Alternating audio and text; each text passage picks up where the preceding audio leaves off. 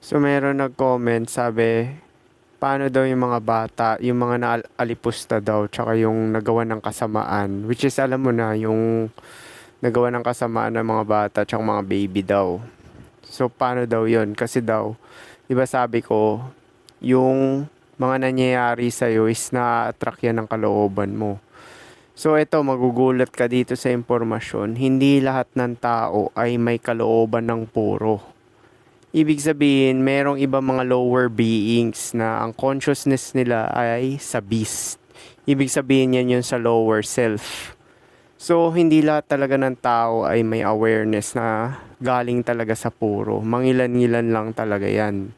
Actually, yung iba nga talaga na tao is wala talaga, as in zero. Wala talaga silang puro na awareness kagaya nun sa source. So technically, para lang talaga silang background character. Tapos yung iba naman ay entity lang talaga. So medyo nakakagulat siya, 'di ba? So hindi mangyayari talaga 'yan. Pinaninindigan ko. So yung mga bata na naalis pusta diyan, mga entity lang 'yan, tsaka mga lower beings. Ibig sabihin yung mga consciousness nila ay kagaya sa mga hayop. So yun lang 'yan. Tsaka yung mga 'yan, ang totoong may emosyon lang din is yung mga taong may consciousness ng puro. So meaning yung sinasabi kong God or self or kung ano pa man yan. Kasi nga subjective nga yung reality. Actually, sila lang talaga yung totoo. 'Di ba? Yung mga tao na may consciousness ng zero. Ibig sabihin yung mga nagising, 'di ba? Sila lang talaga yung totoo. The rest is parang background na or in the middle. Kasi kinategorize na yan dun sa Gnostic, di ba? Yung mga high leaks. Ibig sabihin niya yung mga lower being, walang kapasidad talaga yan ng mga magising. So, background characters lang yan. Tapos, yung pangalawa is psychic. Psychic is yung mga logical being. So, in the middle yan. So, meron silang kapiranggot na awareness kagaya na sa puro, pero hindi sila yung kagaya ng mga spiritual. Tapos pneumatic. Pneumatic yung mga spiritual. So sila talaga yung totoong tao. Ibig sabihin sila yung may awareness ng puro. So yan, or tinatawag nila spirit, or kung tinatawag ko yan kawalan eh. Kasi nothing tawag ko yan, or self eh. So technically, sila talaga yung power source. So yung mga tao na may consciousness ng puro, sila talaga yung power source. Kaya nga may harvesting ng lush eh. Kasi na-harvest talaga yung lush nila. Nalalaman ko rin yung mga, actually yung mga finalo ko dyan na mga babae, pati mga lalaki. Sila yung parang nakikita ko yung energy or vibe na may awareness ng puro. Pero hindi naman din ako nagdi-discriminate. Kahit naman mga tao na no, basta nakita ko ng value, pina-follow ko rin sila. Actually, tinatamad talaga ako mag-follow eh. So yung mga hindi ko na-follow dyan is hindi naman ako nagdi-discriminate. Kasi nung mga panahon na yun is random lang. Parang nagpaparami lang ako ng parang followers, ganun. Eh ngayon kasi mas focus na ako, magbigay na lang talaga ng content. So, yun. So yung mga bata diyan na mga nagawa ng kasamaan is majority diyan is hindi, wala naman talagang consciousness ng puro.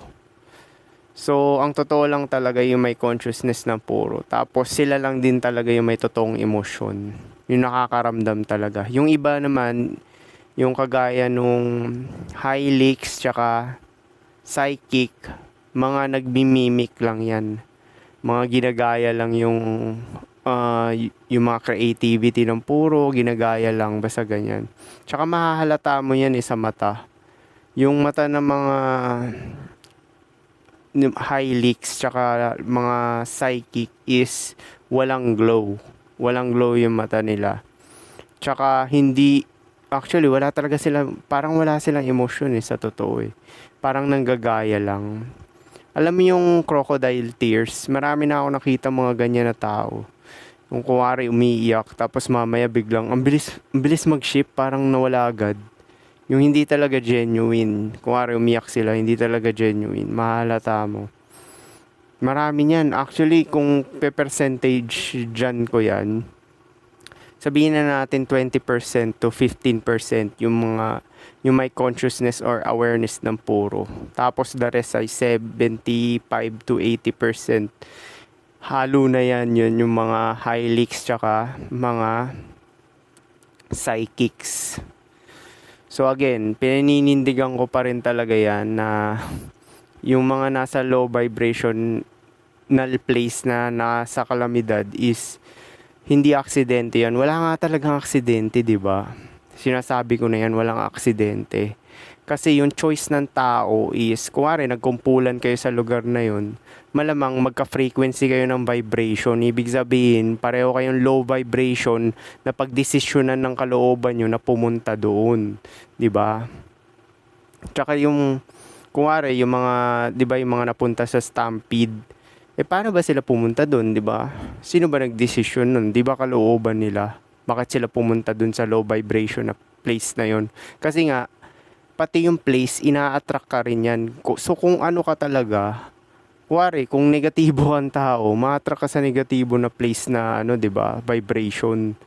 So kung namumuhay ka sa fear, so malamang pupunta ka sa mga specific lugar or magkukumpulan kayo ng mga kapwa mo ka-vibration. Naranasan ko na rin to kasi dati nagbabike ako. So kasundo ko naman to mga to.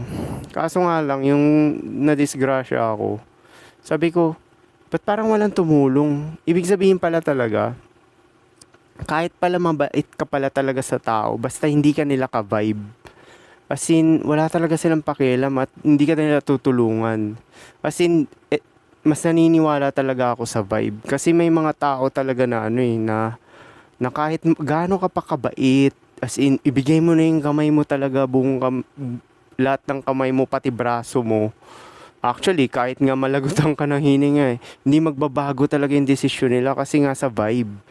Kaya nga ngayon kaya shinare ko sa inyo yung first impression last. Kasi nga, daming beses ko na yun. Kung nalaman ko lang yun nung bata-bata pa ako, 18 ako, kinat ko na talaga yung mga tao na, na hindi ko na-feel yung vibe.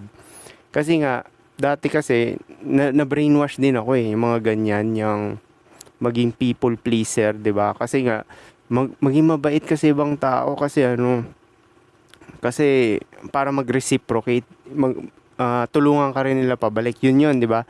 Tulungan mo sila, maging mabait ka sa kanila para tulungan ka rin nila or maging mabait sa'yo uli, 'di ba? Yung parang reciprocation. So, kahit pala anong tulong mo sa tao, kung ayaw ka talaga, promise. Kaya shinare ko yung first impression last kasi napatunayan ko na talaga yan. Actually, yung hindi pa rin ako, nung nagising ako, yan yung una ko talagang sinishare dati sa channel ko, yung mga organic portals. Kasi nakaka-relate talaga ako niyan kasi marami talaga mga tao talaga na empty vessel, as in mga background character lang talaga sila at wala talaga silang emotion, nagra-run lang sila base sa instinct tsaka biological impulses tsaka yung mga desire, mga ganyan, tsaka yung iba mimicry. Ibig sabihin, hina-harvest nila yung energy or yung consciousness hindi naman consciousness, yung attention, di ba? Actually, consciousness na rin kasi attention tsaka energy. Nung may awareness ng puro. So, ganun lang yan talaga. So, again, wala talagang aksidente. Lahat ng nangyayari is through energy and frequency. Actually, nilagay ko yan sa book ko, sa kauna-unahang kong book. Yung The Power Within.